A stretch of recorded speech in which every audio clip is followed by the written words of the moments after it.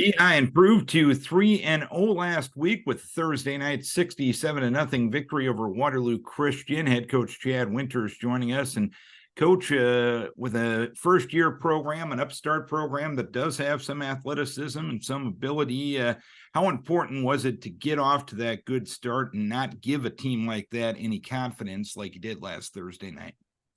Very, very important.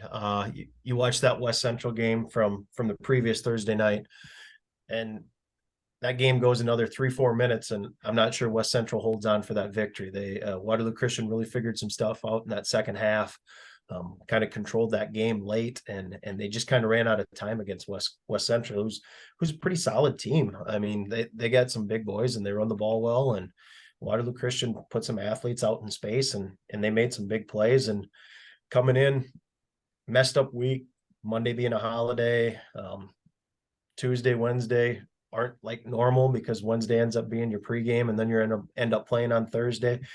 As a coach, you worry about that stuff. Your kids are in a routine, and we've done well the first couple games of the season in that routine, and now we're changing it up, and you don't want to give a team like that any life. And they did a great job of jumping out to big lead early and putting the game away early.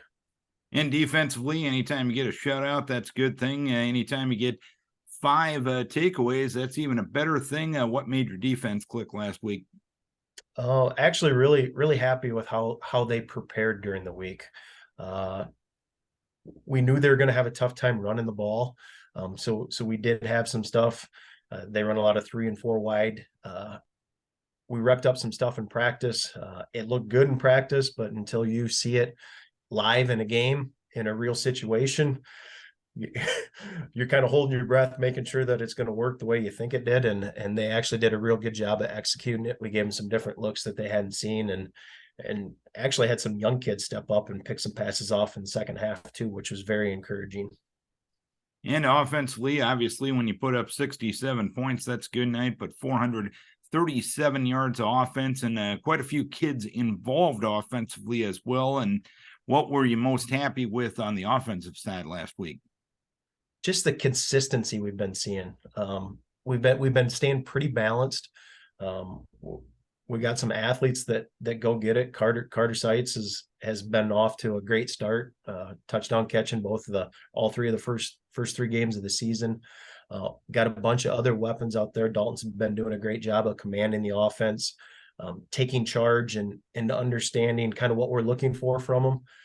He'll pick stuff up on tape and he's like, hey, why don't we try this? Why don't we try that? And that's kind of what you want to see. Put him in positions that he's comfortable. O-line did a great job of providing passing lanes to throw and running lanes for the backs to run hard. As long as we can stay balanced and we don't have to go one way or the other, that's, as a defensive guy, that's what you dread. I mean, like, which one are we going to take away? I mean, you always try to take away the strength, and if you can do both, it definitely helps on Thursday and Friday nights. And you talked about the challenges preparing for a Thursday night game with an odd week with Labor Day and getting back to school on Tuesday last week. Does that challenge get taken away with an extra day of rest and an extra day to prepare heading into this week, going Thursday last week to Friday this week? It helps. I mean, typically we bring the kids in, kind of make it optional for them on Saturday morning, do some film study, do some movement to just get them up and help get that soreness out. We're able to do that after school on Friday. I know a bunch of the kids went to other games. I went to my nephew's game and walk on and was able to watch off Coach Bierman pull off a good win against Independence. And that never happens during the regular season for a high school football coach. So I mean, that was the one positive.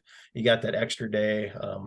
Guys could go watch cousins, friends play from other schools. So that was a big benefit. And this week, you head down to Gilbertville to take on Don Bosco, obviously a very solid football team. What's impressed you the most looking at them on tape? It's typical Don Bosco. I mean, they got athletes at every position. Um, renowned wrestling program. You got kids that can run and tackle on defense. I mean, you always got 8 kids that can do that. They got some tough-nosed kids. They got some kids that run hard. That quarterback's going to be a handful, the Nat kid. Great wrestler from my understanding and what I've seen from him.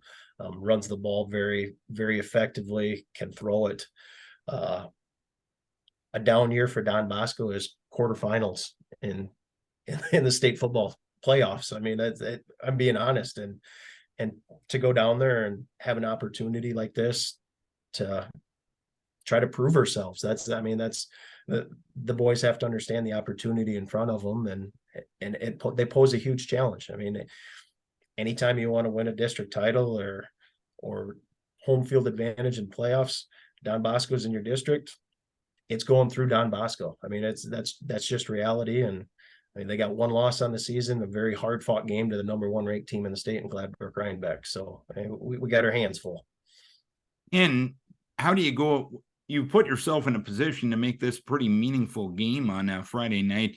How do you put the proper amount of emphasis on this game without maybe putting too much emphasis on this game? It's always a fine line, because you come back and you got Riceville and West Central in back-to-back weeks right after it, which can have huge playoff implications too. So we just try to stay steady. I mean, try not to get up too high, down too low. The old coach, being me, probably would have let that happen more easily. As I've gotten older and wiser, I guess, it's a little bit easier to stay even keel with it and try to keep the big picture in mind. It's a huge game, obviously, but we got some huge games after that too. So all the focus just can't be on that. We're going to put our best foot forward, and what goes well, we'll continue to do. If something doesn't go well, we'll try to fix it and make sure that it goes better the next time. All right, Coach, a big ball game this Friday night. Hopefully it can be a happy bus ride back to Lansing on Friday night. Keep your kids healthy. We wish best of luck. Thanks, Darren. Appreciate it. Head coach Chad Winters, Key High and Don Bosco this Friday night.